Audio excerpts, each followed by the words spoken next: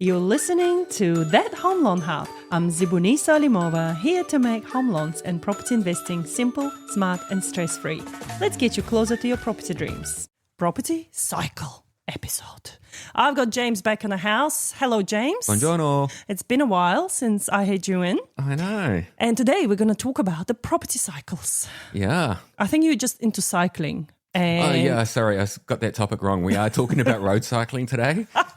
Imagine. Not the property cycle. Because, I just think it's a really interesting position. We always get caught in the now, right? And we think the property cycle, all I'm hearing is property is dead. Property's never going to come back.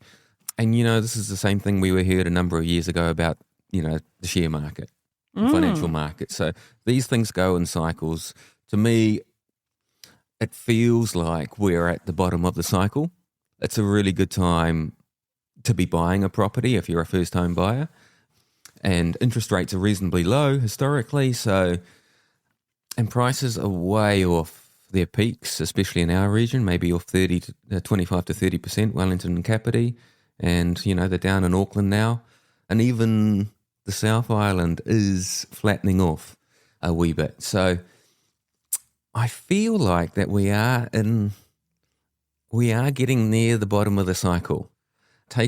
Also think about that we've got an election coming up, so there's a lot of uncertainty. We have no idea who's going to win that election. Well, today has been a bit scandalous. Oh, yeah. We had Prime Minister coup. Mr. Luxton But then managed to hold on to his position as Prime Minister. So he came back 3 hours later. Yeah. And it's going to be interesting to watch this year what's going to happen. But you're right, like the property, people often forget. And I think you and I have lived long enough now to work through multiple property cycles. Yeah. The properties tend to go up and then down and then up and then down and then up again. And the fundamental for me is I always think back when I bought my first property over 15 years ago now, 15 years ago. And that property has still tripled in price since then. Yeah. Yes, it quadrupled in COVID times, but then it went back down again. But who is to say that in a few years' time it won't go back up again? And I think what we should do is really with the COVID time is we need to take those two years out of our psyche and go, that was a really, really unusual period. And what we're seeing now is prices went up way too much and way too quickly. And now, so we saw an extended increase in prices. What we're seeing now is the balancing out of that. It's just taking a little bit, this movement down is just taking a little bit longer than other downtrends have taken because that uptrend was quite magnificent. Yeah. So I think we need to keep that in consideration. That was just a really unusual period. And I want to talk about that period, maybe now, maybe separately, I don't know. But I think we do need to dive a little bit into that and the follow-through effect it had on people that now sort of stuck with those properties. People that were having a FOMO and they were jumping in and buying with their friends, with their family members. And now they want to move overseas or they want to move apart. Yep. And they can't. Yeah, it's a big thing, isn't it? Like they're losing $100,000 to $200,000 on their property potentially. And so what do you do in those situations? So it'd be really cool to unpick that topic as well, I think, for our listeners. But if we go back to the property cycles for a moment, the question that we always get asked is it a good time to buy now? Is it a good time to buy and wait it out maybe 6 months' time or a year? My suggestion has always been to people, if you can buy now, if you can afford to buy now, just buy now because you never know what's around the corner. The property prices could go up. They could also go down. Yeah, absolutely. You don't know that. And with the election, coming, I mean, if Labour gets in, there's a lot of talk that investors will be getting rid of their stock. Yep. Because if the capital gains tax comes back and things like that won't be beneficial for investors to hang on to the rental properties.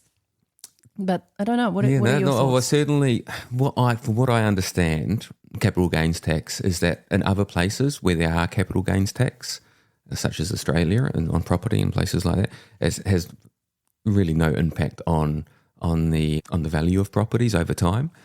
So I think once we get over the initial trauma, I can't remember, that's I don't see that as being a huge issue. But And I would agree with you. We don't know for sure that property prices aren't going to go down, but I totally agree that if you're in a good position now to buy a home and you're a first home buyer, if that's something that you really want as your goal, then it's a great time. And we've got a fantastic case study. Stay tuned. We're going to unpick it in the next episode for you, where we had a first home buyer that didn't believe they can get on the ladder, and they did. So stay tuned for that episode, as we will give you real figures, real numbers that we've worked with. So property cycles, we're seeing the downturn right now. I was looking at some data and our counterparts that do amazing podcasts, and they were comparing Auckland versus Christchurch, whether you should invest here or there. At the moment, they're both sort of down. Yeah. Auckland has still much higher entry price versus Christchurch, but they're saying over the term, Auckland will probably have better capital gains for you versus Christchurch will have better yield position. So, if you're sitting on the fence thinking whether you should buy, invest, reach out to us. Yeah. We are free to run your numbers and we can sit down and look. And lately what I want to say, James, is I had so many listeners reaching out to me, which makes me so, so happy. It's like, wow, people actually reaching out. We get fan mail. So, boxes of it. I had to, honestly, I had to step over it all on the way in here. Oh, thanks. But, we're doing this for you. So if there are any particular topics you want us to attack, please let us know. And we'd love to, because sometimes we don't know what you don't know. And only you know what you don't know. So if that makes sense. Yep. I'm speaking like Dr. Seuss right now.